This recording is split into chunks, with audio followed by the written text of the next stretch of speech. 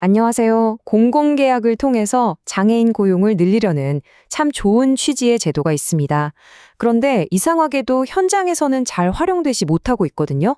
오늘은 바로 이 제도를 둘러싼 여러 오해들을 하나씩 속 시원하게 파헤쳐 보겠습니다. 자, 그럼 이 중요한 정책의 발목을 잡고 있는 아주 핵심적인 오해들, 그 오해들을 하나씩 살펴보면서 진짜 답을 한번 찾아보겠습니다. 공무원이라면 누구나 가장 먼저 머릿속에 떠오를 두 가지가 있죠. 바로 예산, 그리고 감사 문제입니다. 이 문제부터 한번 짚고 넘어가 보죠.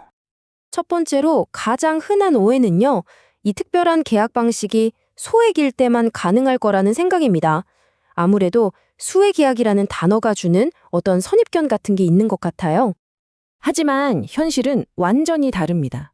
법적으로 이 특정 용역 계약에는요, 금액 상한선이라는 게 아예 존재하지 않습니다. 이게 왜 그런지 법적 근거를 보면 아주 흥미로운데요. 법은 계약 금액이 얼마인지는 전혀 신경 쓰지 않아요. 딱 두 가지만 봅니다. 계약하려는 곳이 인증된 장애인 표준 사업장이 맞는가, 그리고 그 용역을 하청 없이 직접 수행하는가, 이게 전부입니다. 바로 이 사례가 그 확실한 증거죠. 강원도 의회에서는 무려 1억 원짜리 계약을 바로 이 방식으로 체결했습니다. 이건 뭘 의미할까요? 대규모 프로젝트에도 이 제도를 얼마든지 충분히 적용할 수 있다는 걸 명확하게 보여주는 거죠. 여기서 바로 두 번째 큰 두려움이 나옵니다. 알겠다. 근데 이 계약 방식을 썼다가 괜히 감사관들의 집중 타겟이 되는 거 아니야? 하는 걱정이죠. 핵심은 바로 이겁니다. 이 계약은 법으로 명확하게 정의되고 심지어 장려되는 방식이기 때문에 감사 위험이 있는 게 아니라 오히려 법적 보호를 받는 정상적인 계약이라는 거죠. 감사관들이 진짜 문제 삼는 건 뭘까요? 법적 근거도 없이 그냥 편의를 봐주기 위한 계약입니다.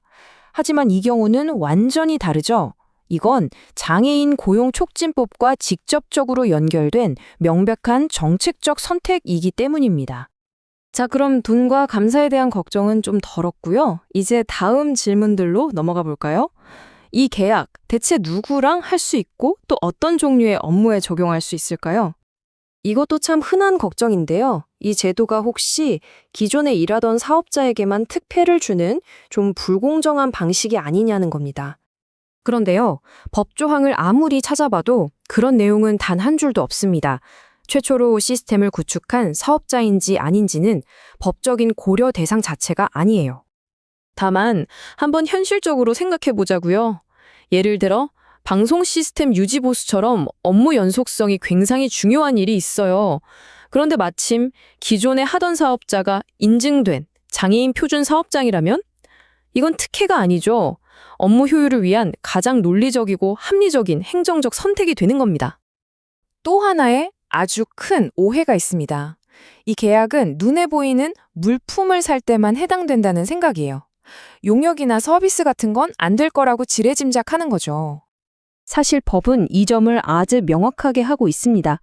법 조문을 보면 직접 수행하는 용역 계약이라고 똑똑히 명시되어 있거든요. 그러니까 물품뿐만 아니라 서비스도 당연히 가능하다는 뜻입니다. 예를 들면 시스템 운영이라든지 기술 지원, 아니면 생방송 중계 같은 이런 눈에 보이지 않는 서비스야말로 이 법이 포함하고자 했던 아주 완벽한 예시라고 할 수 있습니다. 법이 이렇게나 명확한데 실제 업무에서 부딪히는 다음 관문은 뭘까요? 맞습니다. 바로 내부의 조달 부서나 계약 부서를 설득하는 문제죠. 그런데 이게 무슨 설득의 기술이나 어려운 논쟁의 문제가 아닙니다.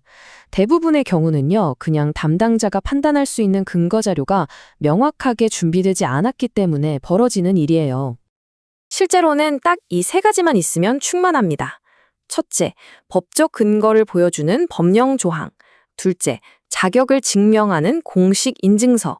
그리고 셋째, 이게 편법이 아니라는 걸 확인시켜주는 직접 수행 설명 자료. 이것만으로도 내외부의 거의 모든 의문을 깔끔하게 해소할 수 있습니다. 자, 이렇게 모든 오해를 하나씩 걷어내고 나면 이 제도의 본질에 대한 가장 중요한 한 가지 사실에 도달하게 됩니다. 핵심은 이겁니다. 이건 결코 예외적인 편법이나 무슨 꼼수가 아니라는 점입니다. 행정의 효율과 사회적 가치, 이 두 마리 토끼를 동시에 잡기 위해서 국가가 의도적으로 설계한 하나의 제도라는 거죠. 다시 말해서 이 제도는 공공기관이 자기 목표를 효율적으로 달성하면서 동시에 장애인 고용이라는 사회적 책임을 다할 수 있도록 돕는 그야말로 일석이조의 아주 현명한 장치인 셈입니다. 보셨듯이 법과 규정을 제대로 이해하고 활용하는 것만으로도 우리는 훨씬 더 나은 사회적 가치를 만들어낼 수 있습니다.